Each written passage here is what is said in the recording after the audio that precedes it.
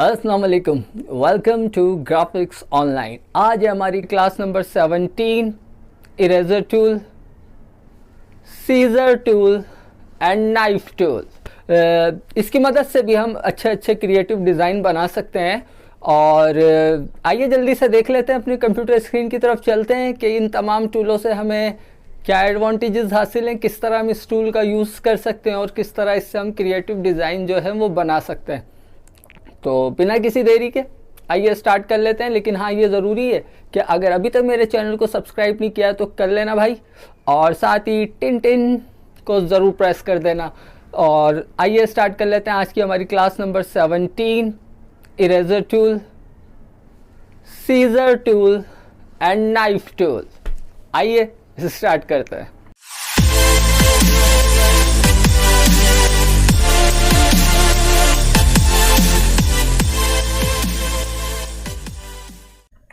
जी जनाब, तो आ गए हम अपनी कंप्यूटर स्क्रीन की तरफ। आज है हमारा टॉपिक क्लास नंबर 17 में eraser tool, scissor tool and knife tool. ठीक है, तो उसके लिए ज़रूरी ये है कि मैं जल्दी से एक शेप यहाँ पे क्रिएट कर लेता हूँ, ताकि मैं आपको, बल्कि इसको रहने देते हैं, स्क्वायर बनाते हैं पहले। ठीक है, या रेक्टेंगल ड्रॉ कर लेते हैं। यहाँ पे एक ये मैंने रेक्टेंगल ड्रॉ किया है। ठीक है, इसका मैं फिल दे रहा हूँ लाइक दिस। ये मैं इसको फिल दे देता हूँ। थोड़ा सा मैं चाह रहा हूँ इसका स्ट्रोक यहाँ पे बढ़ा दूँ, तो मैं इसके स्ट्रोक को 4 कर देता हूँ। ठीक, इसकी एक कॉपी ले लेते हैं जिसको मैं विदाउट स्ट्रोक रखना चाहूँगा आपको समझाने के लिए। थोड़ा सा इसको इधर कर देता हूँ। ठीक है, इसका स्ट्रोक मैं बंद कर रहा हूँ। ठीक है जनाब, तो इरेजर टूल को सेलेक्ट करने के लिए शॉर्टकट की शिफ्ट ई, और ये शेपर टूल के साथ और ब्रश टूल के नीचे आ रहा होता है इरेजर टूल। इसको हम सेलेक्ट करते हैं। जैसे ही आप इसे सेलेक्ट करोगे, आपके माउस के कर्सर के साथ प्लस निशान आ जाएगा और उसके साथ एक गोल सर्किल इसके साथ रोटेट कर रहा है। ये गोल सर्किल क्या है? ये आपका इरेजर का साइज़ है, जिसे आप इंक्रीज एंड डिक्रीज अपने कीबोर्ड पर मौजूद स्क्वायर ब्रैकेट की मदद से कर सकते हो, जिस तरह से भी आप चाहते हो। यूज़ करने का तरीका सिंपल है। अपने ऑब्जेक्ट को सेलेक्ट कीजिए और शिफ्ट ई की मदद से इरेजर टूल पे आइए, और नाउ आप उसे बिल्कुल इस तरह एक सिंपल लाइन की तरह ड्रैग कीजिए, तो वो आपकी उस ऑब्जेक्ट को कट कर देगा या इरेज कर देगा। सेम प्रोसेस आप इसके साथ कर लीजिए। ठीक है, आप इस पर भी एक लाइन ड्रॉ कर दीजिए, ये इसको भी इस तरह कट कर देगा। लेकिन दोनों चीज़ों में जो बात आपको समझानी है वो ये है, मैंने दो शेप क्यों ली थी, एक स्ट्रोक के साथ एक विदाउट स्ट्रोक। ये समझाना था कि इरेजर टूल जब आपके किसी भी ऑब्जेक्ट को कट करता है या इरेज करता है, तो वो उस ऑब्जेक्ट में मौजूद प्रॉपर्टीज़ को अगेन अप्लाई कर देता है। किस तरह से? जब मैंने इस शेप को यहाँ से यूँ लाइन ड्रॉ करके कट किया, तो आपने देखा सबसे पहली चीज़ कि उसने मेरी इस ऑब्जेक्ट को 2 पार्ट में डिवाइड कर दिया, और जो मेरे ऑब्जेक्ट की प्रॉपर्टी थी यानी कि 4 पॉइंट स्ट्रोक और ब्लू फिल, वो उसने उस ब्रेकिंग पार्ट में यानी कि डिवाइडेड पार्ट में ऑब्जेक्ट के अंदर भी सेम प्रॉपर्टी को अप्लाई कर दिया।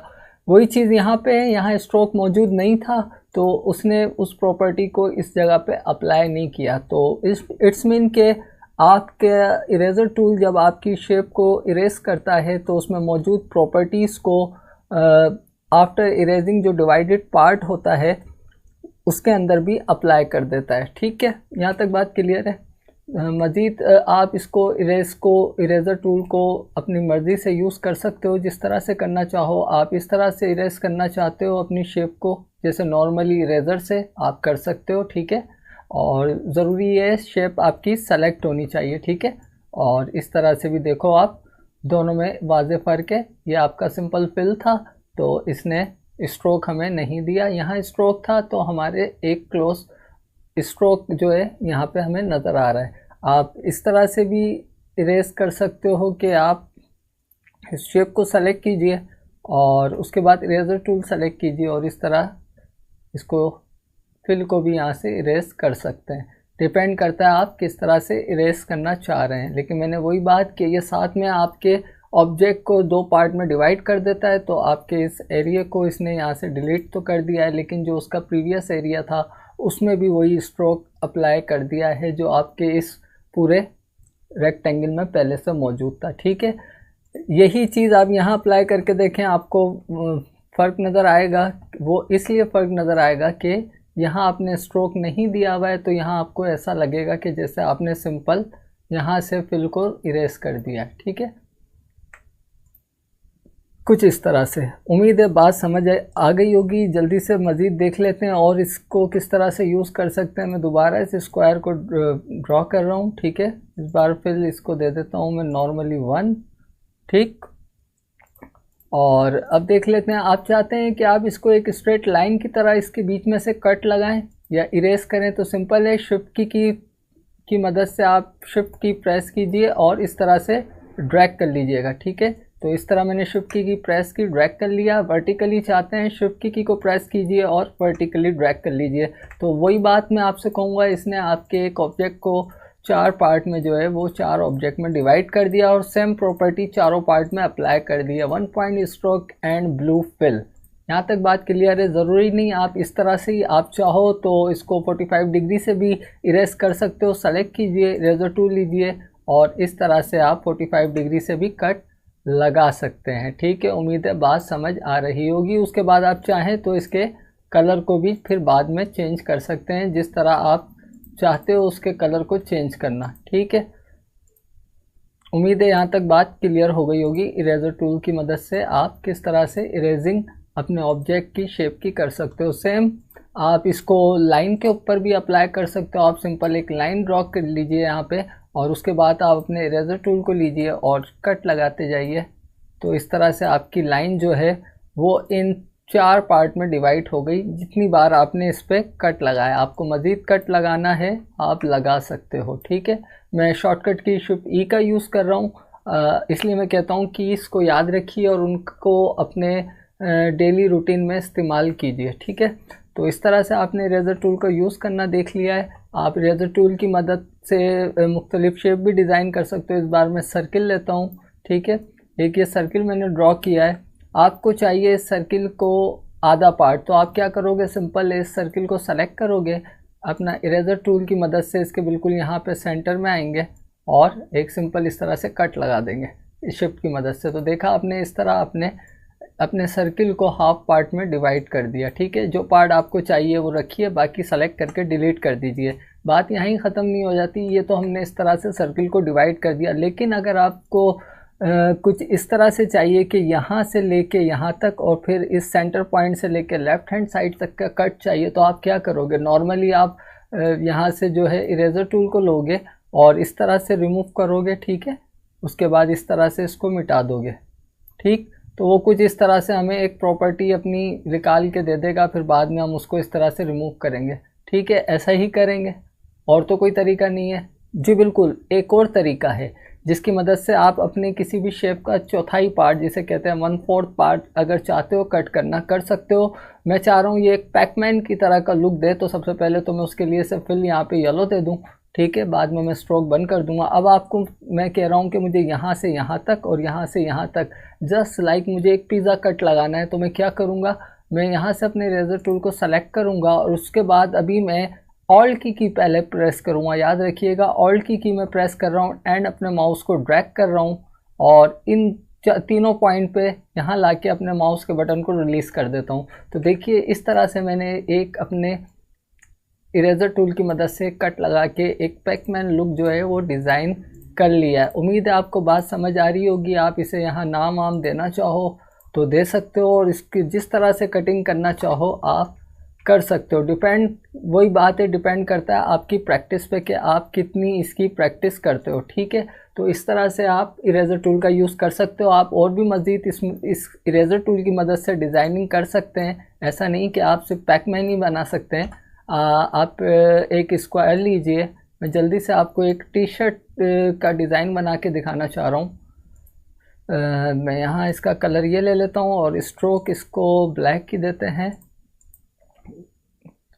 क्लास ज़्यादा लंबी नहीं करना चाह रहा क्योंकि मुझे 3 टूल जो हैं इसी क्लास में जो हैं कवर करने हैं। मैं क्या गड़बड़ी कर रहा हूँ, और फिल जो है मैं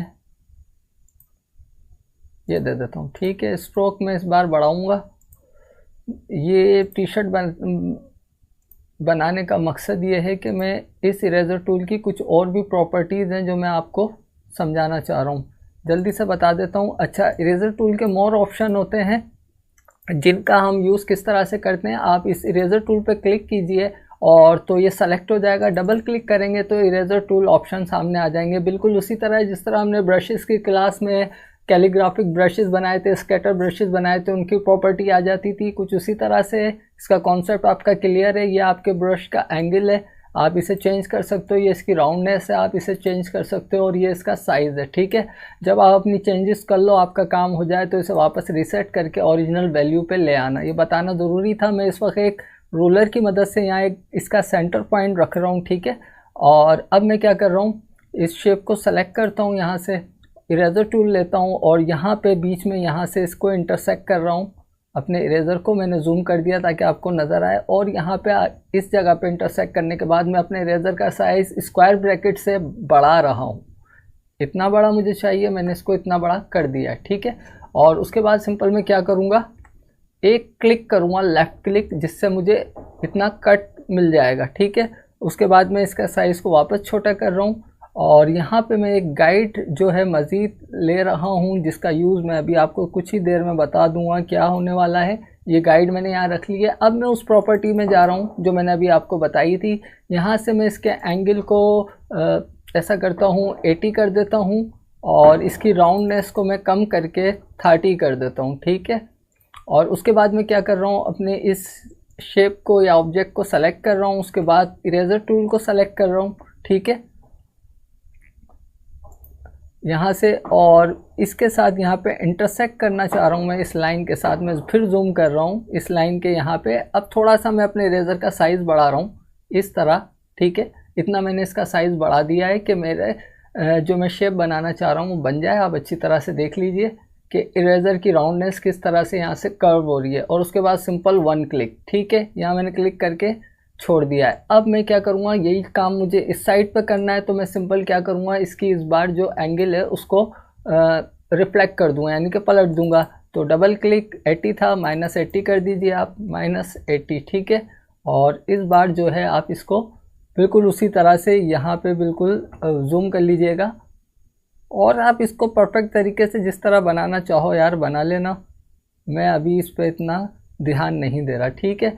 तो आप ये कुछ एक टी शर्ट या जिसे आप टी शर्ट ही कहते हैं यार, बनियान भी कहते हैं कहने वाले, आप जो चाहे से कहो, बनियान बनाओ, टी शर्ट बनाओ, डिपेंड करता है आप पे।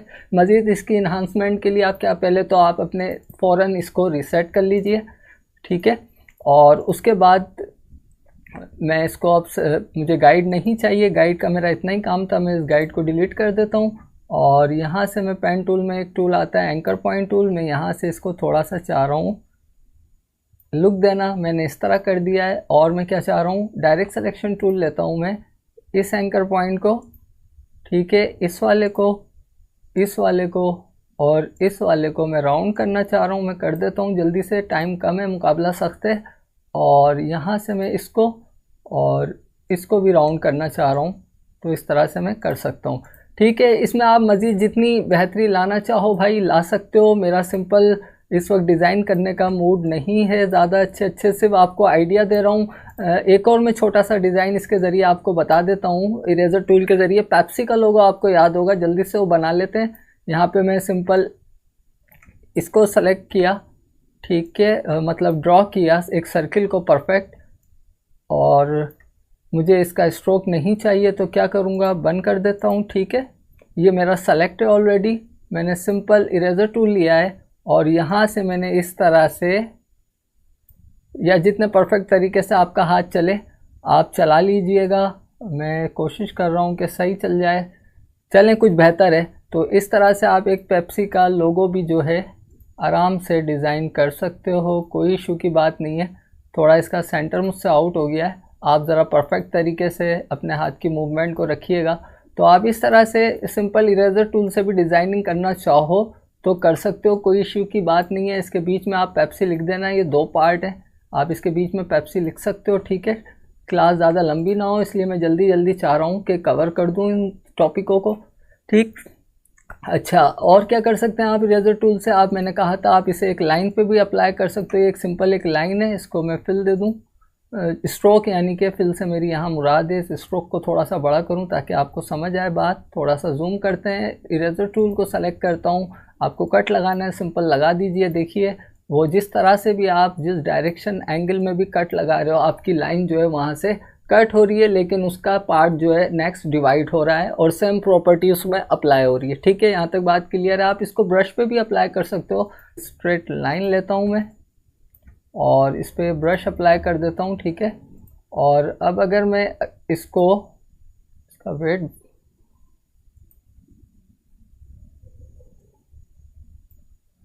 अगर मैं इस ब्रश के ऊपर यानी कि इरेज़र को अप्लाई करूँगा, अगर मैं इस ब्रश पे इरेज़र को अप्लाई करूँगा तो सिंपल इस तरह से होगा यकीनन। तो आपने देखा इसने मेरे ब्रशेस को दो पार्ट में डिवाइड कर दिया और सेम प्रॉपर्टीज़ पे अप्लाई कर दिया। आप चाहते हो ये प्रॉपर्टीज़ आपके इस वाले पार्ट पे अप्लाई ना हो तो आप कंट्रोल Z कीजिए। सबसे पहले इस ब्रश को सेलेक्ट कीजिए, क्योंकि अभी आप यहाँ देखो ये एक स्ट्रोक है।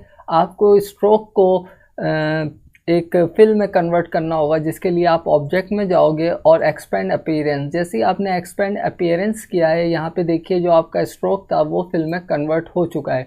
ठीक है, नाउ अगर अब आप इस पर इरेजर अप्लाई करोगे तो अब वो उस तरह से आपको प्रीवियस प्रॉपर्टी अप्लाई नहीं करके देगा अपने ब्रेकिंग पार्ट पे। ठीक है, यहाँ तक बात क्लियर है। कंट्रोल A करते हैं, डिलीट करते हैं। चलिए जल्दी से अब हम देख लेते हैं हमारा सीजर टूल। सीजर टूल के लिए हमारे पास शॉर्टकट की होती है C। ये बिल्कुल इरेजर टूल के नीचे आ रहा होता है C। आप इसको पहले मैं बता दूं, इसको आप एक लाइन सेगमेंट पे यानी कि एक लाइन पे अप्लाई कर सकते हो, एंकर पॉइंट पे अप्लाई कर सकते हो, और किसी पाथ को डिवाइड करने के लिए या कट करने के लिए अप्लाई कर सकते हो। आइए जल्दी से प्रैक्टिस करते हैं। लाइन की बात की है तो सिंपल हम एक पाथ यहाँ ड्रॉ करते हैं इस तरह पेन टूल से, और इसके फिल को बंद कर देता हूँ मैं, और इस स्ट्रोक की थोड़ी विड्थ में यहाँ बढ़ा देता हूँ। ठीक है, ताकि आपको नज़र आ सके कि हम कर क्या रहे हैं। सिंपल ये हमारा एक स्ट्रोक या लाइन है या पाथ है। अब सीजर टूल में यहाँ से सेलेक्ट कर रहा हूँ। ठीक है, अब जहाँ भी मैं इसके ऊपर आऊँगा तो मुझे शो करेगा पाथ। अगर आप चाहते हो इस एंकर पॉइंट से, थोड़ा मैं इसे छोटा कर दूँ और यहाँ ले आऊँ, आप चाहते हो इस एंकर पॉइंट से मुझे एक कट चाहिए, तो आप क्या करोगे, सिंपल वन क्लिक करोगे तो देखो उसने यहाँ दो हैंडल मुझे शो कर दिए हैं। इट्स मीन के यहाँ से मेरे ये पार्ट जो हैं वो डिवाइड हो चुके हैं। आप इन्हें अलग अलग करके देखें तो आपकी सीजर ने यहाँ से इसे कट कर दिया। जिस तरह से आप एक थ्रेड को क्रॉप करते हो यानी कि एक धागे को कट लगाते हो, ठीक है, ये इसी तरह सीजर आपके एक पाथ पे या लाइन पे कट लगा देती है। ठीक है, अनडू इट कर लेते हैं यानी कि अनडू, और दोबारा से सीजर टूल को सेलेक्ट करते हैं। आपको इस पाथ पे जितने भी कट चाहिए या जितने ही पार्ट में इसको डिवाइड करना है, आप वहाँ अपनी सीजर से क्लिक करते जाइए। उसके बाद सिलेक्शन टूल से आप देखिए आपने इन तमाम ही पार्ट को आपस में कट कर दिया है। ठीक है, थोड़ी सी इसकी एग्जाम्पल समझते हैं। मैं दोबारा अगर पेन टूल से ही कोई पाथ क्रिएट कर रहा हूँ इस तरह से, ठीक है, और इसकी मैं अनदर कॉपी ले लेता हूँ ऑल्ट की मदद से और इसको इसके ऊपर ओवरलैप कर देता हूँ यूँ। अब मैं चाहता हूँ कि मुझे इसके ये एरिया दोनों के नहीं चाहिए जो ओवरलैपिंग एरिया हैं। बात समझ रहे हैं? एक का मैं कलर चेंज कर दूँ, चलें ऐसा कर लेते हैं, लेकिन फिल का कलर नहीं भाई, स्ट्रोक का कलर मुझे चेंज करना है। ये ले लेता हूँ। ठीक है, मैं चाह रहा हूँ ये जो ओवरलैपिंग इसका पॉइंट है यहाँ से मुझे अब ये दोनों इसकी रिमेनिंग जो ये एरिया है, ये वाला एरिया, ये मुझे नहीं चाहिए। तो मैं क्या करूँगा, सिंपल इन दोनों को सेलेक्ट करना है मुझे, और सीजर टूल की मदद से मुझे बिल्कुल जहाँ ये इंटरसेक्ट हो रहे हैं, इंटरसेक्ट जैसी लिखा हुआ आ जाए, यहाँ पे वन क्लिक कीजिए। तो अब आप अगर देखो, अब आप अगर देखो तो मेरा ये जो ब्लैक वाला पार्ट था ये अलग हो गया। मैं इसे डिलीट कर दूंगा। अब मुझे इसके बिल्कुल पीछे वाले पार्ट को डिलीट करना है, तो मैं क्या करूँगा, इन दोनों को फिर से सेलेक्ट करूँगा। जैसे ही मैं इधर क्लिक करूँगा एक एरो शो होगा। ठीक है, वो क्या कह रहा है, please use the seizure tool on a segment और एन एंकर पॉइंट। तो कह रहा है या तो किसी एंकर पॉइंट पे इसको क्लिक कीजिए या किसी सेगमेंट या एक पाथ या लाइन पे इसके, लेकिन but not an and point of a path, क्योंकि ये इस ब्लैक वाली पाथ इस वक्त टॉप पे और ये इसका एंड पॉइंट है। जैसे ही मैं इस एंड पॉइंट पे क्लिक कर रहा हूँ तो वो कह रहा है मैं एंड पॉइंट पे अप्लाई नहीं हो सकता।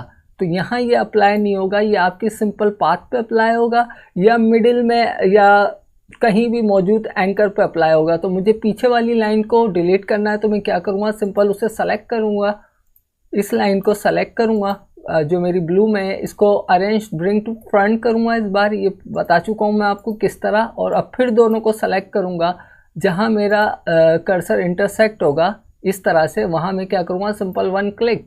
नाउ अब देखिए मैंने अपने इस पार्ट को जो है वो डिलीट कर दिया। तो जो मैं चाह रहा था इस तरह से इस शेप को बनाना, वो मैंने इस तरह से बना ली। तो आप इस तरह से बेहतरीन सीजर की मदद से भी क्रिएटिविटी के साथ कोई डिज़ाइनिंग करना चाहो कर सकते हो। उसके बाद आप इन दोनों पार्ट को मिलाना चाह रहे हो तो बता चुका हूँ, इन दोनों को सेलेक्ट कीजिए, कंट्रोल जे से इसे ज्वाइन कर दीजिए। ठीक है, तो अब ये आपकी एक शेप बन गई है। ठीक है, कंट्रोल जे से ज्वाइन, अगर आप जेड कर रहे हैं तो राइट क्लिक कीजिए और यहाँ जो लिखा आ रहा है ज्वाइन, मैंने ये ज्वाइन किया था। ठीक है, यहाँ तक बात क्लियर है। चलें इसको एक क्लोज शेप पे अप्लाई करके देखते हैं। लाइन की बात हो गई हमारे सेगमेंट की यहाँ पे। ठीक है, यहाँ तक कोई प्रॉब्लम, कोई कन्फ्यूजन नहीं होनी चाहिए। जल्दी से मैं एक स्क्वायर ले रहा हूँ, यहाँ एक स्क्वायर ड्रॉ कर रहा हूँ। ठीक है, इसको मैं फिल दे रहा हूँ। अच्छा, ये एक ऐसी शेप है जिसमें फिल भी है और स्ट्रोक भी है। मैंने कहा कि ये आपकी लाइन सेगमेंट पे, एंकर पॉइंट पे और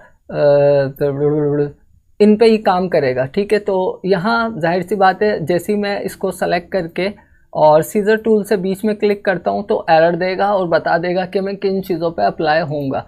तो मुझे क्या करना है, इसको दो पार्ट में डिवाइड करना है। मैं क्या करूँगा, जूम कर लेता हूँ और मैं चाह रहा हूँ ये बीच में से मुझे कट होके इस तरह से मिल जाए। तो मैं इसके स्टार्टिंग पॉइंट पे एक कट एंड लास्ट पॉइंट पे एक कट। अब देखिए क्या हुआ, अभी मैं आपको बताता हूँ क्या हुआ।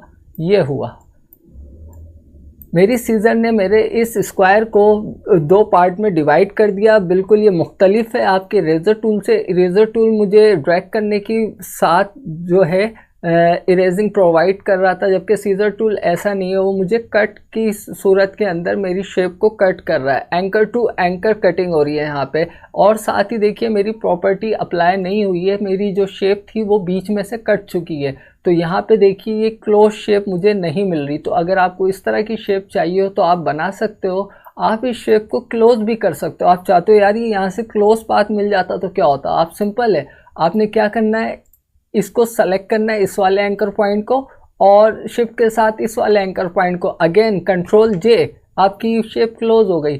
ठीक है, इसी तरह अगर आप चाहते हो कि आपको सर्किल के ऊपर अप्लाई करना है, आप जल्दी से एक सर्किल ड्रॉ कर लीजिए। तो हम इसको सर्किल पे भी अप्लाई करके देख लेते हैं।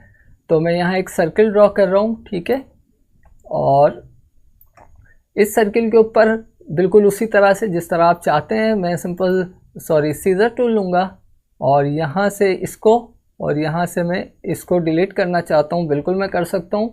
मैं शॉर्टकट की का यूज़ कर रहा हूँ, सिलेक्शन टूल ले लिया है। ठीक है, आप इसमें मज़ीद चेंजेस चाहते हैं, आप एंकर पॉइंट लगाइए यहाँ पे, जैसी माइनस साइन पे कन्वर्ट हो जाए आपका पेन टूल, और उसके बाद यहाँ पे से इस तरह से ड्रैग कीजिए। ठीक है, और नाउ आपने एक मून बना लिया। तो ज़रूरी नहीं है कि आप क्रिएटिविटी लाना चाहो तो आप सीजर टूल से भी शेप क्रिएट कर सकते हो, डिपेंड करता है आपकी प्रैक्टिस पे। आप इन दोनों शेप को क्लोज शेप करना चाह रहे हो, वही सिंपल आपने इसको यहाँ से सेलेक्ट करना है डायरेक्ट सिलेक्शन टूल से, इस एंकर पॉइंट को एंड इस एंकर पॉइंट को। ठीक है, एंड नाउ कंट्रोल जे। ठीक है, तो इस तरह से आप सीजर का यूज़ कर सकते हैं। सीजर याद रखिएगा हमेशा आपके एंकर लाइन सेगमेंट पे काम करेगी, या आपके फिल पे काम नहीं करेगी। ठीक है, यहाँ तक बात क्लियर है। तो इस तरह से आपको जो अपने पार्ट डिलीट करने हैं उसको आप डिलीट कर सकते हैं। आप इसका मज़ीद यूज़ करके देखिएगा। मैं फ़िलहाल सीजर टूल में मज़ीद एक ये मून की शेप डिज़ाइन करके दिखाइए, आपके जो जहन में आए आप कोशिश करो, सीजर टूल की भी भरपूर प्रैक्टिस करो। ठीक है, तो चलते हैं, हमारा नेक्स्ट टूल क्या है वो भी देख लेते हैं। कंट्रोल ए के साथ मैं इसे डिलीट कर रहा हूँ, डिफ़ॉल्ट फिल से इस सारी वैल्यू को नॉर्मल कर रहा हूँ, भी प्रेस करके सिलेक्शन टूल पे आ रहा हूँ। अब हमारा नेक्स्ट टूल है नाइफ टूल। जी जनाब, तो जल्दी से देख लेते हैं हमारा नाइफ टूल। बिल्कुल उसी तरह है, नहीं उसी तरह तो नहीं कहेंगे, कुछ प्रॉपर्टी सेम है, कुछ सिमिलरिटी है, जिस तरह हमारा इरेजर एंड सीजर टूल था। तो जल्दी से कोई शेप ड्रॉ करते हैं। मैं सिंपल एक सर्किल ड्रॉ कर रहा हूँ इस बार।